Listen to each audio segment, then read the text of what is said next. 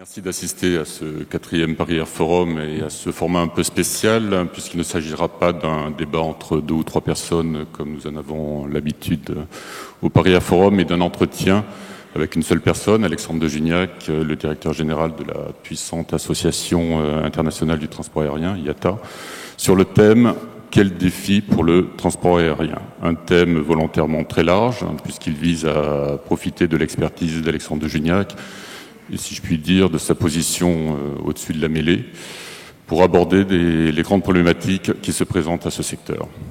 Nous parlerons donc des questions de sous-capacité aéroportuaire, de sous-capacité de la navigation aérienne pour absorber un trafic aérien qui double tous les 15 ans. Nous parlerons des moyens de continuer la libéralisation du secteur, au moment même où certains pays sont parfois tentés de la remettre en cause. Nous parlerons de sûreté avec la menace terroriste qui s'est installée de manière structurelle, mais aussi de consolidation du développement des low-cost en courrier, de compétitivité, d'innovation et d'environnement, même si en ce moment même se déroule dans une autre salle du Paris Air Forum un débat sur le sujet que vous pourrez visionner sur notre site internet latribune.fr. Pour parler de tout ça, donc, j'ai le plaisir d'accueillir Alexandre de Gignac, qui, pour l'anecdote, je crois, est le seul à avoir participé à tous les forums depuis sa création.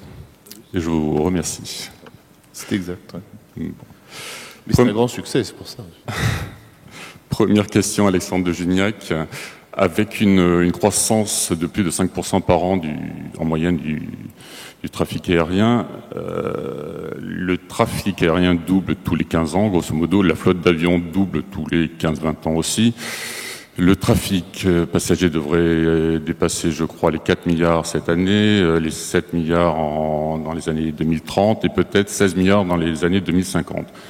La question, comment fait-on? Est-ce que les infrastructures du transport aérien, c'est-à-dire les aéroports et les services de la navigation aérienne, sont capables d'absorber tout ça? Commençons par les aéroports. Les capacités des aérogares et des pistes sont-elles suffisantes pour absorber la croissance du trafic? À cette question, la réponse est la capacité actuelle, certainement pas. Et ce qui se profile à l'horizon, enfin à moyen et long terme, ce que nous voyons, nous, IATA, c'est une crise d'infrastructure partout dans le monde, qui est non seulement sur la capacité des aéroports, mais aussi la capacité à gérer le ciel.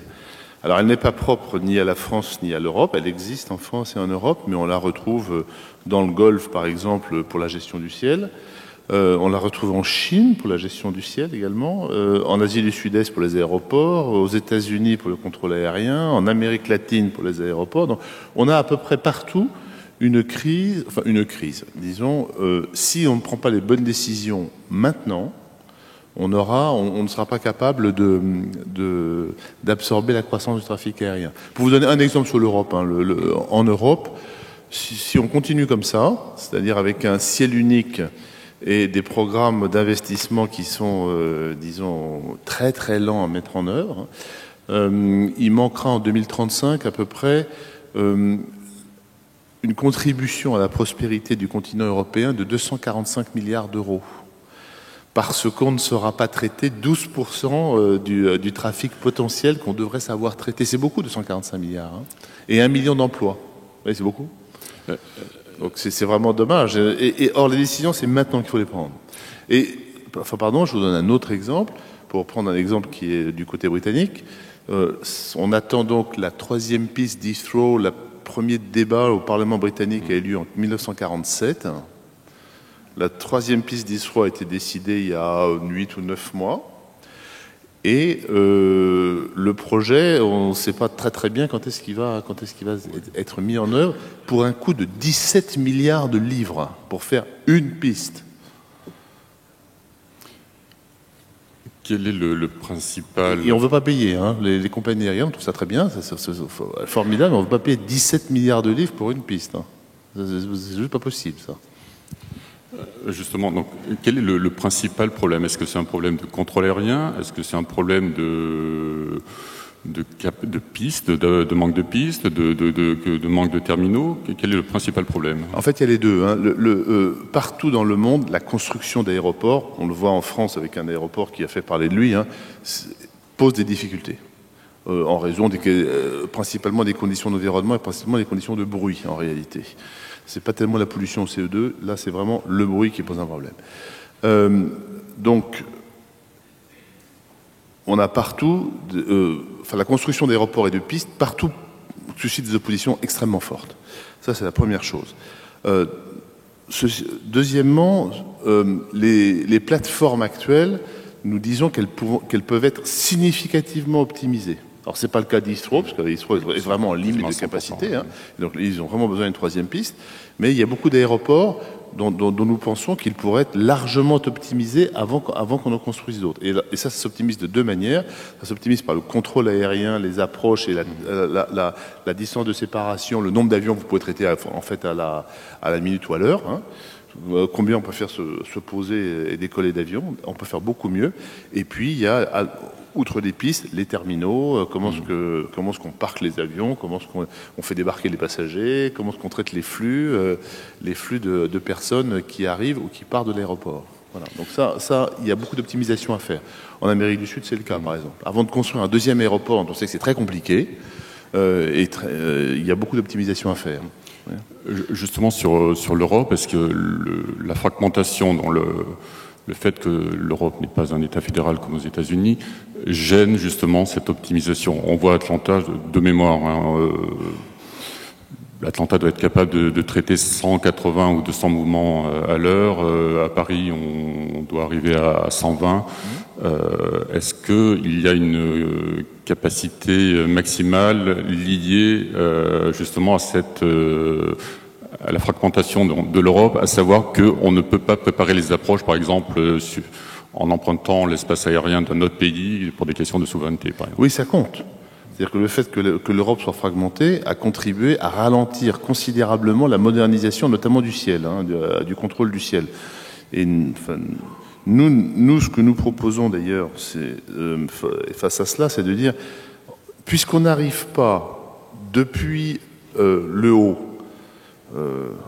en top-down, à moderniser ce ciel européen suffisamment vite, faisons-le en bottom-up à partir d'une stratégie voulue par les États. Donc nous demandons aux États, allez, faites-nous un plan national d'aviation, essayons de coordonner ça dans le cadre européen pour voir comment est-ce qu'on va traiter la croissance des prochaines années. D'accord ? Alors, sur le traitement des aéroports européens, le fait qu'on ne coopère pas ou pas suffisamment est effectivement un problème qui limite la capacité d'absorption. Et donc de préparation des atterrissages et des décollages, et donc la capacité de traitement du nombre de mouvements, en fait. Et vous voyez, on a déjà ce problème-là maintenant. Pensez qu'en 2036, en Europe, le nombre de mouvements d'avions va au minimum doubler, probablement ça va être 2,5 fois. Donc, on va au-devant de problèmes. Hein. Il faut prendre des décisions maintenant. Maintenant. Donc, on pousse beaucoup le gouvernement en disant, allez. Visiblement, la fusion des services de navigation aérienne en Europe est gelée. Est-ce que c'est ça que vous appelez comme solution où il y a tout simplement la modernisation de l'outil? Il y a la modernisation et la coordination européenne. Voilà. Hein, déjà, si on faisait ça, on ferait déjà beaucoup. Je ne sais pas s'il faut fusionner, c'est pas nécessaire, hein, mais en revanche, moderniser, coordonner, vite. Et investir dans la technologie. Que pensez-vous de la décision de Donald Trump aux États-Unis de privatiser le contrôle aérien? Est-ce que pour vous, ça peut être une solution? Alors, la privatisation, nous n'y sommes pas favorables. Et d'ailleurs, ce n'est pas une décision tout à fait de privatisation. Oui, c'est un peu le système canadien. C'est ce qu'ils appellent corporatization, c'est-à-dire qu'ils font une agence, en réalité, qui a deux vertus. Un mode de gestion qui sera probablement mieux adapté, un peu plus flexible, et surtout c'est de sortir le contrôle aérien de la logique budgétaire annuelle américaine qui a beaucoup contribué au fait de retarder la modernisation du trafic aérien américain, puisque en gros les crédits étaient coupés tous les ans pour des raisons qui étaient complètement extérieures à des questions d'aviation, en général de régulation budgétaire, qui a empêché le programme pluriannuel que vous connaissez, qui s'appelle NextGen, qui était le programme de modernisation américaine, d'être mis en œuvre, ou d'être bien mis en œuvre, avec un budget pluriannuel, puisque ce sont des décisions qui durent 10 ans, et qui se mettent en œuvre sur en gros une dizaine d'années. Donc sortir le contrôle aérien du budget annuel voté par le Congrès nous paraît être une bonne chose. Et donc on soutient ça. C'est d'ailleurs une formule qui est comparable à ce qui se fait au Canada, avec NAV Canada. Et on a beaucoup poussé pour ça. On a été voir l'administration américaine tout de suite, la nouvelle, pour leur dire faites comme NAV Canada. On n'était pas les seuls, je précise, mais on a beaucoup poussé ça. Et ce que nous avons dit, c'est ne privatisez pas, parce qu'il ne nous paraît pas très très opportun de privatiser ce qui est vraiment un monopole naturel, extrêmement fort. Mais en revanche, faites-en une agence indépendante avec un budget indépendant. Et vous avez vu d'ailleurs que la décision telle que nous la comprenons de l'administration américaine, c'est de faire une agence indépendante non for profit. Donc c'est pas une privatisation au sens habituel, disons. Oui, certains disent d'ailleurs que ça pourrait être assimilé à une sorte d'EPIC en France. Oui, c'est ça. Très bien. Alors cette croissance phénoménale du transport aérien, comme on l'a dit, s'explique par plusieurs facteurs structurels comme la montée en puissance de la classe moyenne un peu partout dans le monde, mais aussi par les effets de la libéralisation du secteur depuis la fin des années 70 aux États-Unis, qui a permis d'accentuer la concurrence. Cette libéralisation aujourd'hui est menacée par la montée du protectionnisme dans certains pays. Est-ce que cela vous inquiète ? Nous sommes très inquiets de ça, puisque la raison d'être du transport aérien, c'est de s'appuyer sur des frontières ouvertes au commerce des biens et services, et surtout ouvertes au voyage et au transfert des personnes. Donc, plus vous fermez, ou plus le risque de fermer des frontières est important, plus l'impact sur le transport aérien va être négatif. Si je prenais un exemple, pardon d'être un peu trivial, mais quand il y a un coup d'État dans un pays, la première chose qu'on fait, c'est en général, on va attaquer la radio, la télévision pour fermer les ondes, et on ferme l'aéroport. C'est pas surprenant, hein. C'est pas surprenant, ça veut simplement dire que si on veut exercer un contrôle total sur la population et sur le commerce d'un pays, fermer l'aéroport, c'est très efficace. Et donc nous disons surtout éviter toute entrave à la liberté à la fois de voyage des personnes et de transfert des biens et services. Donc tout ce qui est des mesures protectionnistes, pour nous, ça nous inquiète. Et on trouve que se développe dans beaucoup de pays une rhétorique protectionniste qui est plutôt dangereuse qu'on pense très dangereuse pour l'industrie. En Europe aussi, la décision du Brexit est d'inspiration un peu protectionniste. D'ailleurs, elle pose des problèmes de trafic aérien majeurs.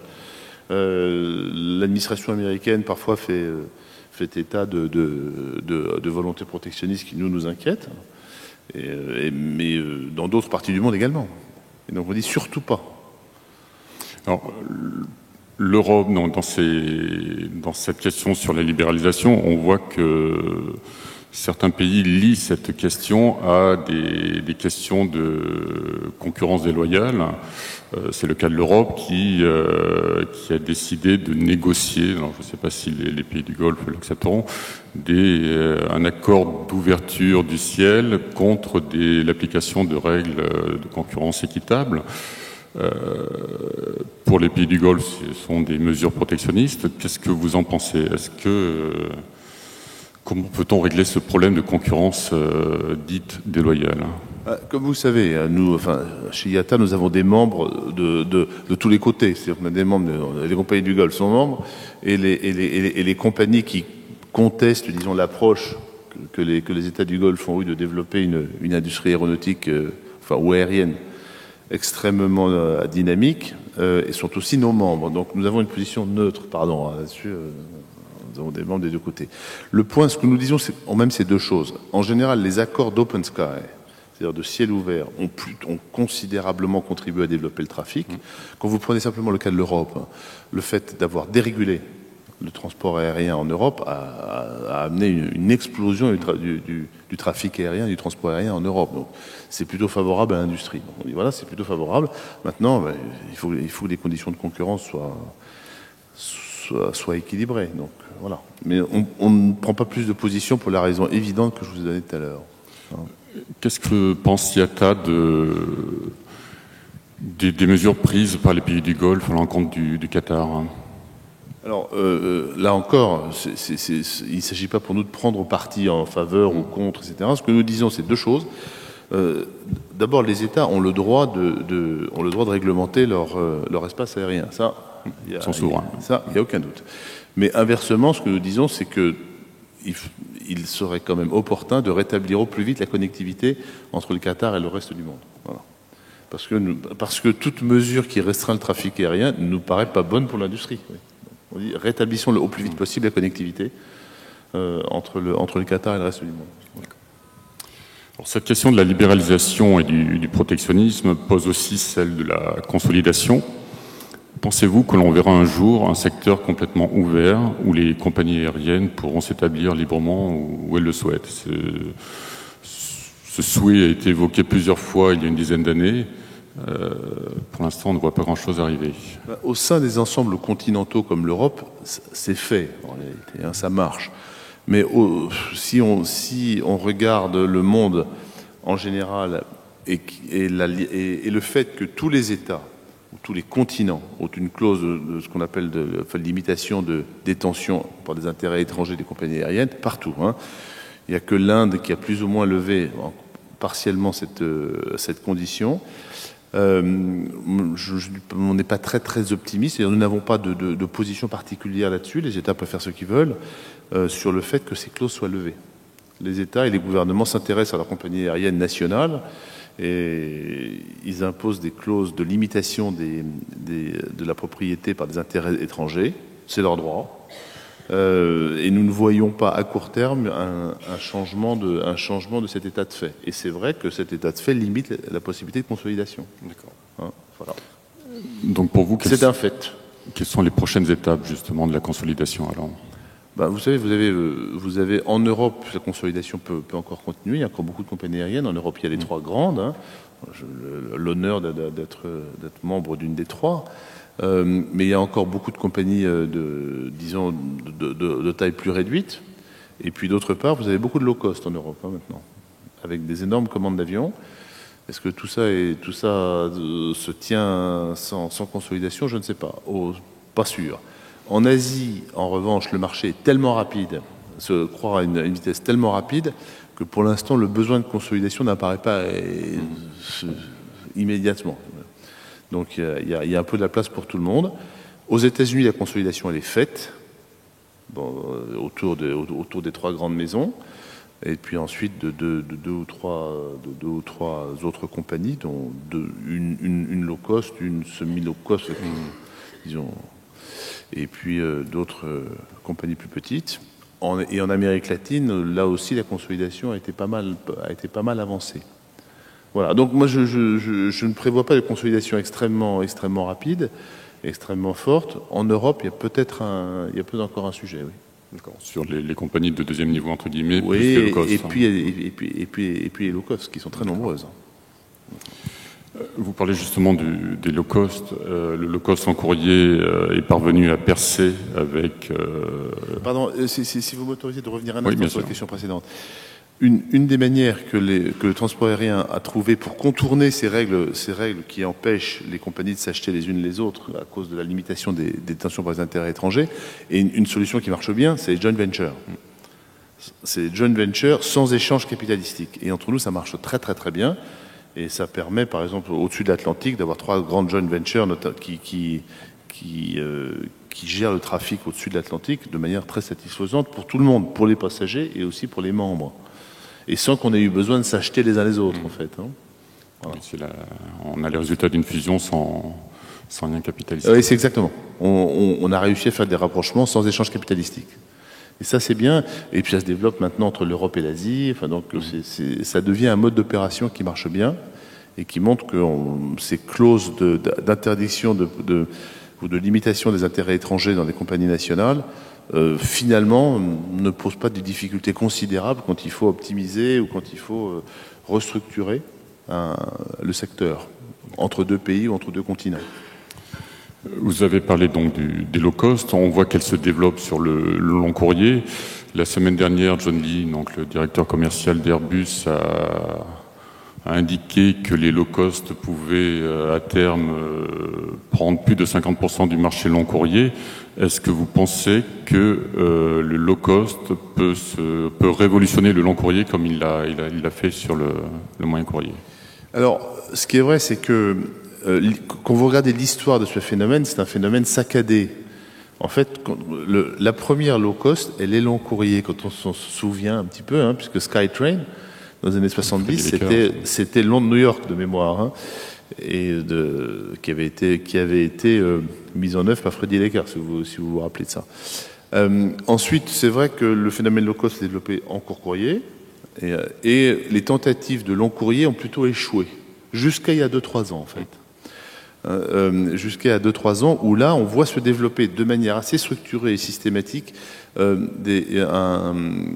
des compagnies low cost, long courrier, soit qui viennent du court courrier, c'est le cas de Norwegian par exemple, d'Eurasia aussi.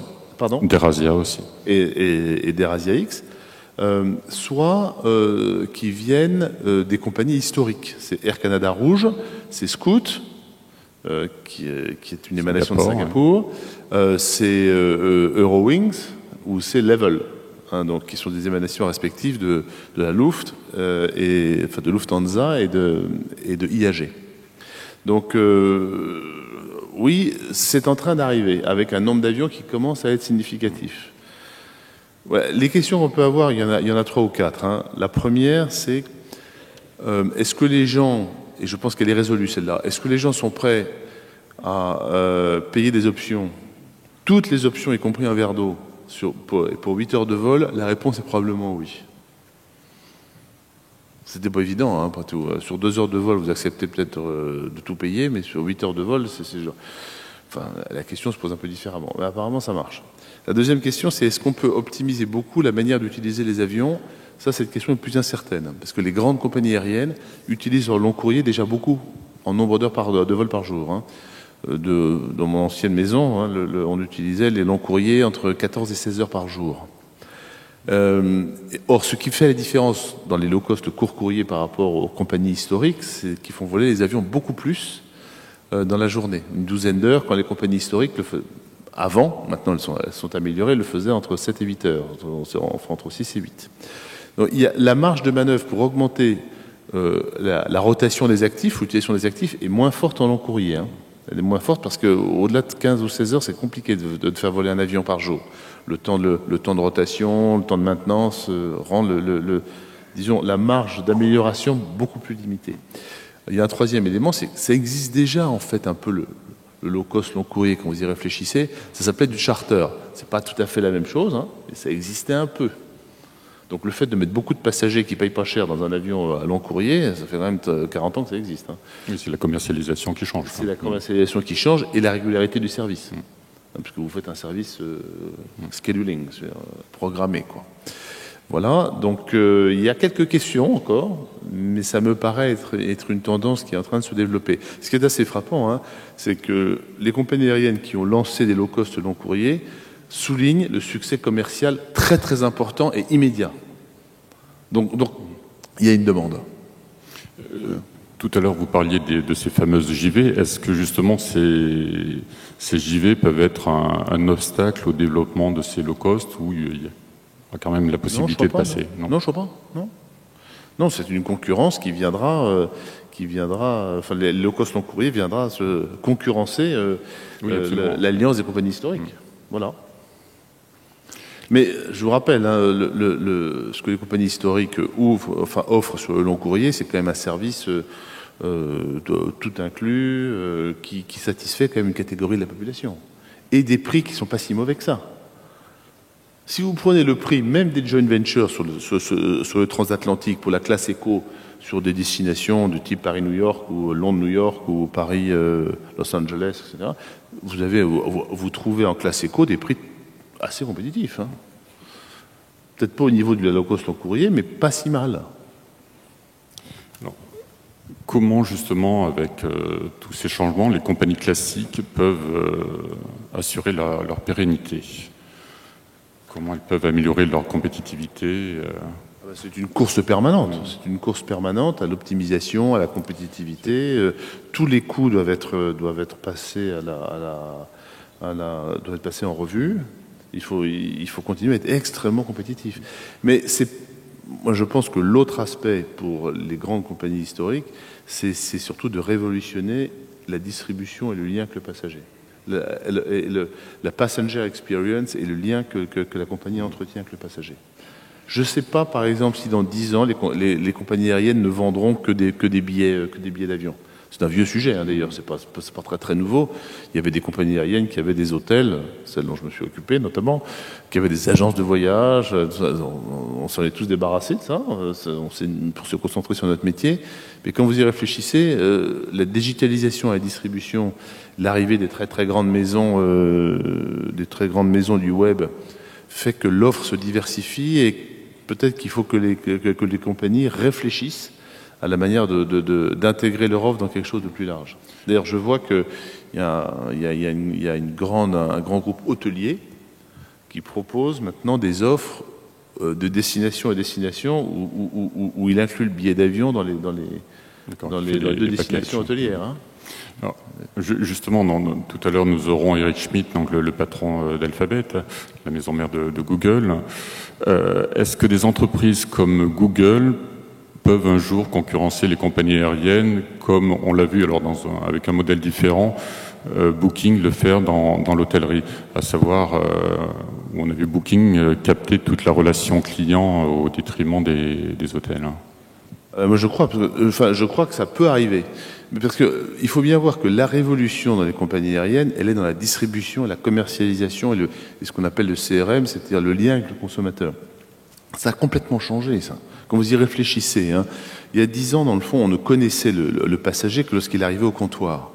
Donc vous aviez acheté votre billet dans une agence de voyage, donc la compagnie ne vous connaissait pas, vous posiez votre valise sur le tapis en tendant votre passeport ou ce qui était un billet papier marqué IATA, d'ailleurs, si vous vous souvenez, à la dame ou au monsieur qui prenait votre valise et puis la pesait, et c'est là qu'on vous découvrait.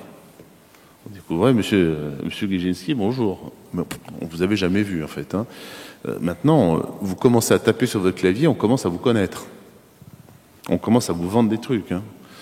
Ça n'a rien à voir. Donc, la manière dont on vous connaît, dont on peut s'adresser à vous, vous proposer une expérience de passager, des produits, des services différents, est complètement différente. Ça n'a plus rien à voir. Et c'est là qu'est la révolution pour les compagnies aériennes. Et donc, les gens qui interviennent là, dans ce domaine-là, Google en est un exemple, c'est pas le seul, hein, sont évidemment ce qu'on appelle en bon français des disrupteurs, absolument majeurs. Hein. Des contributeurs aussi. Je ne sais pas si dans cette salle, comment vous cherchez vos vols. Je ne sais pas comment vous cherchez vos vols quand vous allez sur Internet, mais moi je cherche assez souvent à travers Google Flight. Hein. Et que faites-vous? Est-ce que IATA travaille sur le sujet et prépare des solutions pour les compagnies aériennes? Ce que nous avons fait, c'est que nous avons dit en gros, la distribution des compagnies aériennes, elle passe à travers 2 canaux maintenant, actuellement. Hein, elle passe à travers les grands GDS.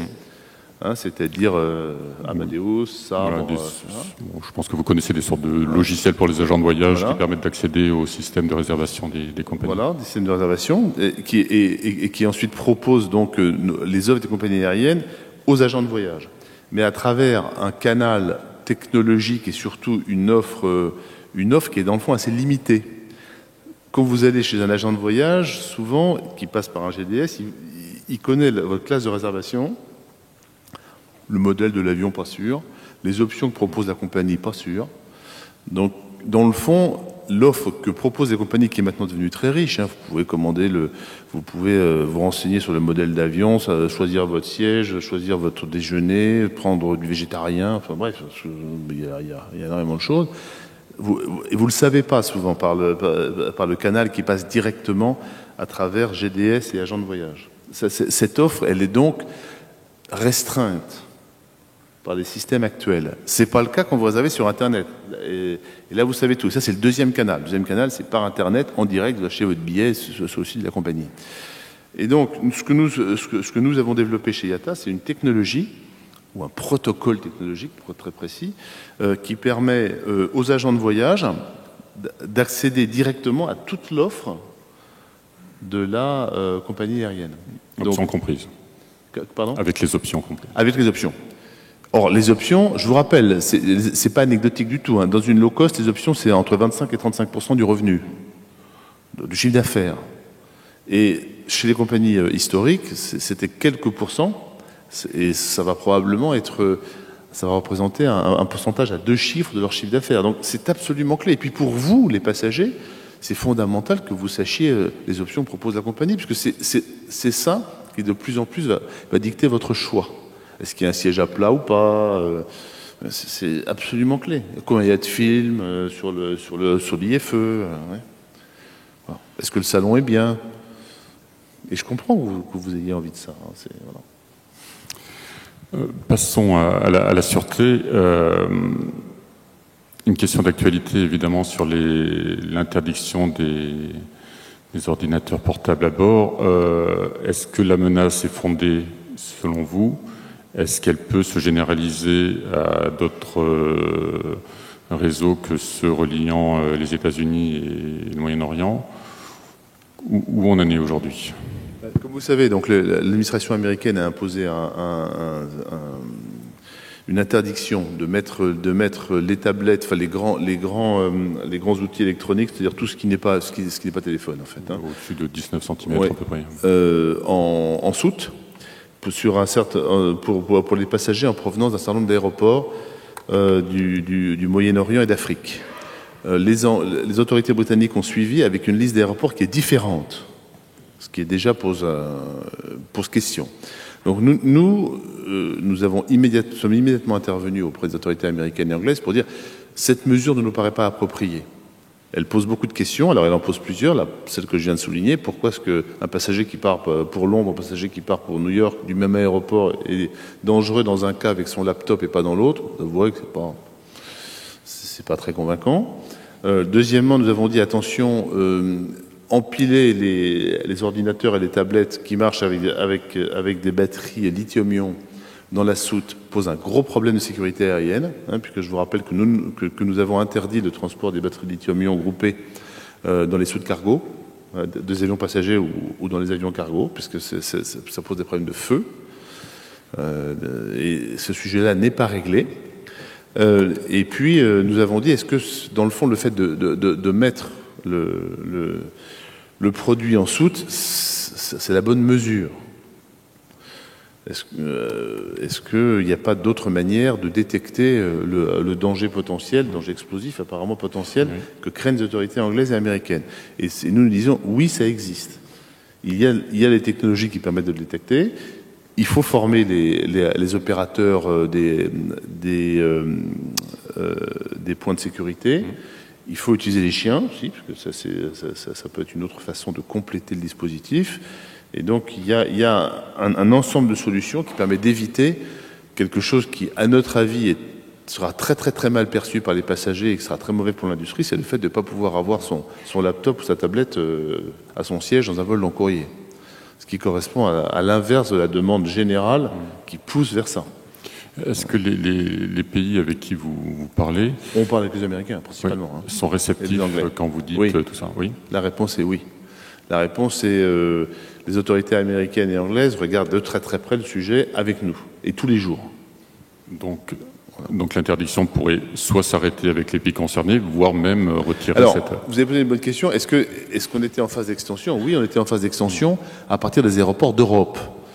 L'idée, c'était que l'ensemble des aéroports d'Europe desservant les États-Unis se verraient imposer la même restriction que les aéroports du Moyen-Orient et d'Afrique. Pour l'instant, ça n'a pas été le cas, et quand on discutait avec les autorités américaines, on leur disait, alors, si vous incluez l'Europe, vous allez inclure le reste du monde, c'est-à-dire 270 ou 12 aéroports qui desservent les États-Unis depuis le territoire hors États-Unis. Ce qui était évident, parce que si on craint qu'il y ait un méchant qui fasse exploser un laptop dans un avion au départ d'un des pays du Golfe ou d'un des pays d'Europe, s'il a envie de le faire exploser, il partira d'un pays d'Asie. Il faut pas... Pardon pour avoir fait Polytechnique, hein, Et donc, effectivement, les autorités américaines envisageaient de l'étendre à l'ensemble des aéroports. Évidemment, et par logique, hein, ça au moins, ça avait de la cohérence, si je puis dire. Je ne dis pas que c'était opportun. Je dis au moins, ça avait de la cohérence. Mais maintenant que nous travaillons de manière assez approfondie et détaillée avec l'administration américaine, ainsi qu'avec les autorités européennes, tout le monde travaille ensemble pour regarder si on peut éviter de généraliser cette mesure et plutôt recourir à l'ensemble des solutions que nous proposons. Voilà. Vos solutions se chiffrent à combien? Est-ce que vous les avez calculées? Non, c'est difficile à savoir. C'est difficile. Alors, on a fait un chiffrage sur qu'est-ce que coûterait le ban des laptops et des tablettes pour les Européens en termes de temps perdu, de productivité perdue. C'était un peu plus d'1 milliard. Mais ça n'incluait pas les investissements nécessaires au fait de mettre en œuvre des nouvelles technologies de détection, des chiens, de la formation, etc. Un peu plus d'1 milliard, c'est la perte de productivité du fait qu'on ne vous autorise pas à prendre votre laptop à bord, qu'on vous fasse poireauter au poste de sécurité, filtrage, etc. Voilà. Mais déjà 1 milliard, c'est déjà pas mal. Hein. Alors, question sur l'environnement. L'an dernier, un accord a été signé à l'OACI, l'Organisation internationale de l'aviation civile, qui régit le transport aérien, qui vise à maintenir en 2035 le niveau d'émissions de 2020. Quelle est la conséquence de la décision des États-Unis de se retirer de l'accord de Paris? Est-ce que ça va jouer sur ce... Alors pour l'instant, aucune décision, parce que les accords de Paris et l'accord aviation civile, qu'on appelle Corsia, sont complètement indépendants. Donc on peut se retirer de l'accord de Paris et être parti à l'accord Corsia. On peut se retirer de Corsia et être dans l'accord de Paris. Donc, juridiquement, complètement indépendant. Est-ce que nous craignons un retrait? Pour l'instant, nous ne l'envisageons pas. Oui, puisqu'il y a un volet volontaire, il faut le préciser, d'engagement entre 2021 Absolument. et 2027. Nous ne l'envisageons pas, et nous n'avons pas de signaux en ce sens. Il faut dire que nos membres américains, les compagnies américaines, ont bien compris qu'il était de leur intérêt qu'un système mondial de contrôle des émissions carbone soit mis en œuvre plutôt qu'un système par pays ou un système par groupe de pays qui serait coûteux, complexe, insupportable à gérer. Donc il est plutôt de l'intérêt des acteurs purement américains de maintenir un système mondial. Je voudrais juste faire une remarque là-dessus. Hein. Nous sommes, j'imagine, dans cette salle, beaucoup à participer à l'industrie aérienne et aéronautique. On peut être extrêmement fiers de ce qui a été fait. Nous sommes la seule industrie, la seule, à avoir été volontairement voir les gouvernements en disant « nous voulons être régulés pour faire une croissance neutre en carbone et réduire nos émissions ». Personne n'a fait ça. Et à convaincre les gouvernements d'adopter un système que nous avons proposé. C'est remarquable ce qui a été fait. Hein. Remarquable. Et toute l'industrie s'y est mise. Ce n'est pas qu'un succès des compagnies aériennes, c'est tout le monde, les constructeurs, les aéroports, tout le monde a participé, les équipementiers, etc. Très bien. Nous allons passer aux questions dans la salle. Est-ce qu'il y en a? Et s'il y en a, est-ce que vous pouvez vous présenter, s'il vous plaît?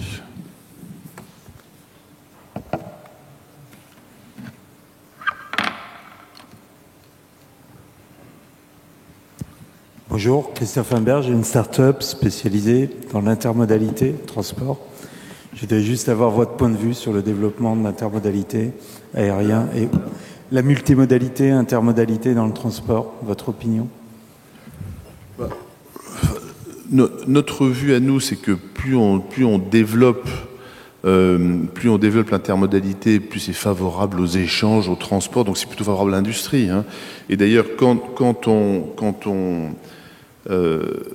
on participe, parce qu'on demande à participer au développement des aéroports, on s'intéresse évidemment et on est très vigilant à l'accès à l'aéroport par différents modes de transport, la route, le train, etc. Donc oui, pour nous, nous y sommes favorables. On peut y voir une concurrence parce que le train peut très bien, mais de toute façon, elle sera là. Mais ce qu'on pense que ce qui est encore plus important, c'est que l'accès aux moyens de transport soit facilité par tout moyen possible. Voilà.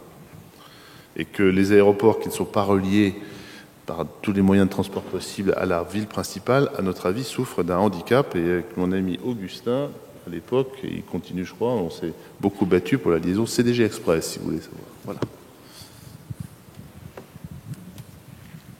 Il se bat parfaitement là-dessus, d'ailleurs. Très très bien. Est-ce qu'il y a une autre question? Jean-Louis Bargou, APG. IATA représente le transport aérien mondial. Apparemment, il n'y a toujours pas de compagnie low cost en tant que membre de IATA. Envisagez-vous de les faire rentrer? La réponse est s'il y a des compagnies low cost, et oui, nous envisageons de les faire rentrer. Alors, d'abord, 10% de nos membres sont des compagnies dites low cost ou nouveaux modèles. 10% de nos membres, hein, donc c'est important. Mais ce qui est vrai, et vous avez raison de souligner, les grandes low cost ne sont pas membres. Et nous aimerions que les grandes low cost soient membres, oui. Et nous envisageons de les faire rentrer, ils sont les bienvenus. Et un des objectifs que je me suis mis sur le dos, si je puis dire, et que le conseil d'administration d'IATA m'a demandé de faire, c'est d'essayer de les convaincre de nous rejoindre. Et nous ne sommes pas pessimistes, je pense qu'on va y arriver. Peut-être pas tous, mais... Bonjour, Manon Vermenouze, journaliste à la correspondance économique. Moi, j'avais une question sur le Brexit. Quelles sont, selon vous, les conséquences pour les compagnies aériennes britanniques du Brexit ?